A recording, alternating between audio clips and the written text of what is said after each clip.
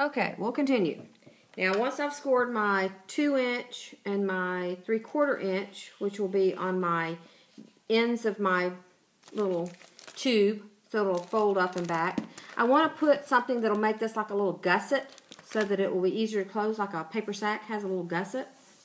So this is my length again. I'm going back to this side, and I'm going to score down to that 2-inch mark at 3 1/8, just very lightly, because I just want it to be able to fold easier. If you're using something other than Stampin' Up! Paper, you probably don't need to do this, because it won't be as thick as Stampin' Up! Designer paper. And 8 7/8, just down to that little 2-inch score. I'm going to turn it all the way around and do the same thing at the other end.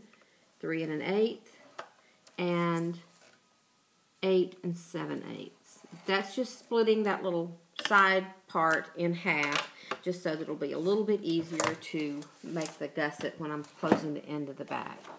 Okay, I want to turn it over, and I'm going to take some 1/2-inch score pal tape. This will be for, once I put my cake in there, I'll be able to close it easily. And I want to put it over at least past this little 3 1/8 and the 8 7/8 inch place I went, past the little gusset marks on the very end, and I'm going to put it very close to my fold line.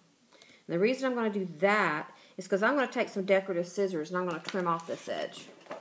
You can fold it and use a punch, or you could fold it and use a die in your Big Shot to make the edge decorative, but I am just going to use some old-fashioned Stampin' Up! Type scrapbooking scissors that everybody used to use 100 years ago.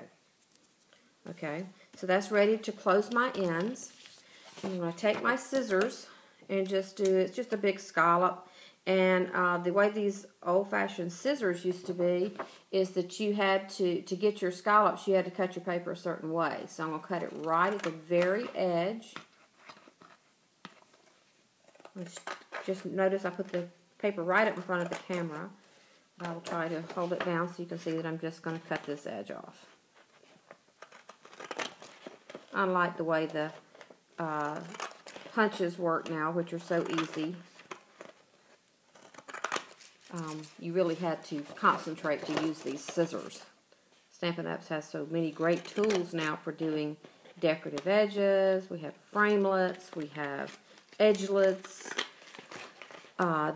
big dies that do scalloped edges. You would have to fold your paper in half to get it through your Big Shot in order to do one of those, because they're the big, long, oversized jumbo type dies. Okay, so I've just made just a small decorative edge, nothing really fancy. You could just use some pinking shears if you wanted to, or you just leave it plain. It's just as nice plain. Okay, now I want to reinforce my folds. And these will just be all outside mountain folds. Okay, on the part that's going to be the ends, we're going to have the mountain, and then I'm going to turn the 3/4 inch backwards because it's going to kind of make like a little milk carton look top end, or a popper type end. You could probably do something really fancy if you were very good at origami folding or something like that. Okay, with using the Simply Score tool, your things should come out just perfectly even. You don't even have to hold them together to try to overlap them. So all you're going to need to do is just run your tape tool right on the very edge of an inside piece, like that. And then it should, since the Score tool is so accurate, you can just take it and fold it, and there's your sleeve. Now all I have to do is pull off my 1/2-inch tape that I have on this end. And I just use the 1/2-inch because the cake is kind of heavy. It's a very dense cake, and I don't want my tape coming undone. So I'm just using the 1/2-inch there, and all you do is just close your little end. And you can see where I folded here on the mountain fold, it's going to kind of make it have like a little boxy end. And it really helps to have that gusset with this thick paper. Now I'm just going to slide my cake inside, push it down to the edge. It should go down to where I scored it. See how it's kind of boxy?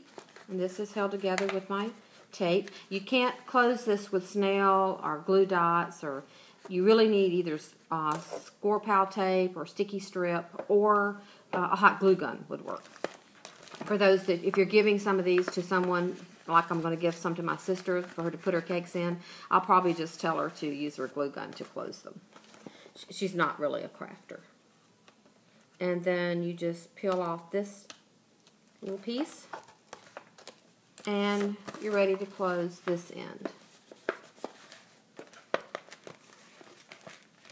Just like that. And it makes the nice, neatest little package. It looks so much better than just the plain foil. Now I'll put a little decorative something, a wrap, maybe around a little belly band or something like that, and then a punch with, you know, who it's to or whatever, and some ribbon, of course. Can't give any kind of thing from me with the Stampin' Up! Without ribbon on it. So I will decorate it, and it will be ready to go. Hope you enjoy.